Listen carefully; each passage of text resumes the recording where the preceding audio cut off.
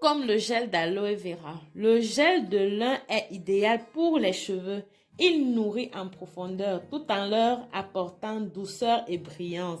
Coucou mes chéris, j'espère que vous allez bien et que la santé est toujours au top. Aujourd'hui, je vous montre comment je prépare mon gel fait à base de graines de lin. Pour cela, j'ai besoin d'une chaussette, une pince, de mes fameuses graines de lin, d'une boîte également où je vais conserver mon gel.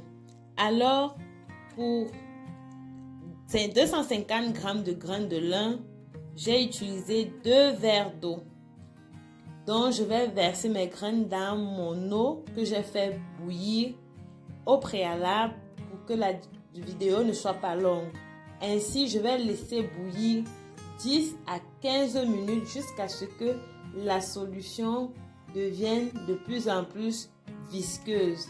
Alors mes chéris, si vous voyez mousser, il faut juste tourner ou alors baisser le feu, baisser la température moyennement pour que cela ne puisse pas se renverser de l'extérieur. Si vous avez les cheveux secs, il est donc recommandé pour vous ce gel. De même, si vous avez des boucles, que vos cheveux forment des boucles mais que le boucle ne résiste pas, il sera donc également parfait pour vous de dompter vos frises, vos boucles et maintenir vos boucles au quotidien. Peu importe l'état de vos cheveux, soit qu'ils sont mouillés ou secs, vous pouvez l'ajouter dans votre masque capillaire ou l'utiliser comme après-shampoing. Les graines de lin ici sont riches en mucilage. C'est une substance qui se gonfle au contact de l'eau, formant une substance un peu visqueuse. C'est cette substance que nous allons utiliser pour mettre sur nos cheveux. Vous pouvez également l'utiliser comme après-shampoing. Les graines de lin sont riches en oméga 3. Ces oméga 3 qui leur donnent une importance capitale pour la santé. Actuellement, mes chéris, je suis coiffée, mais la prochaine vidéo, je vous montrerai comment j'applique mon gel sur mes cheveux.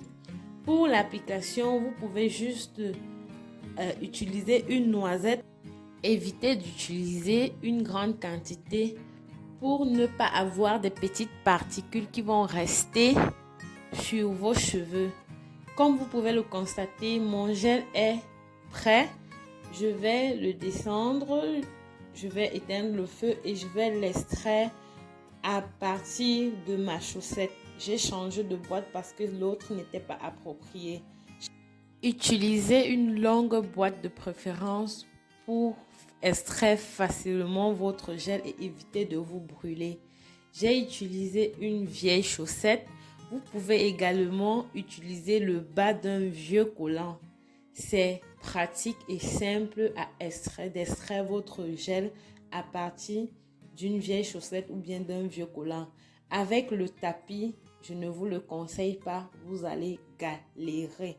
À l'aide de ma pince, je vais presser du haut en bas, ce qui va me permettre d'extraire délicatement tout mon gel. Mes amis, vous pouvez également réutiliser ces graines si vous le voulez, mais si vous ne le voulez pas, vous pouvez tout simplement vous en débarrasser après votre premier gel, après votre première extraction. Mon gel est prêt. Je vais maintenant transvaser mon gel dans ma boîte de conservation. Vous pouvez également garder cela, conserver cela au frais, car lorsqu'il reste plusieurs jours, plus d'une semaine, il a tendance à dégager une petite odeur. Mais si vous le conservez au frais, vous n'aurez pas cette odeur. Alors, j'espère que la recette vous a plu. J'espère que vous allez aimer. Surtout, essayez ceci, vous ne vous en séparerez plus jamais. Alors, mes chéris, prenez soin de vous et de votre santé. On se dit à la prochaine vidéo pour une prochaine astuce. Bye bye.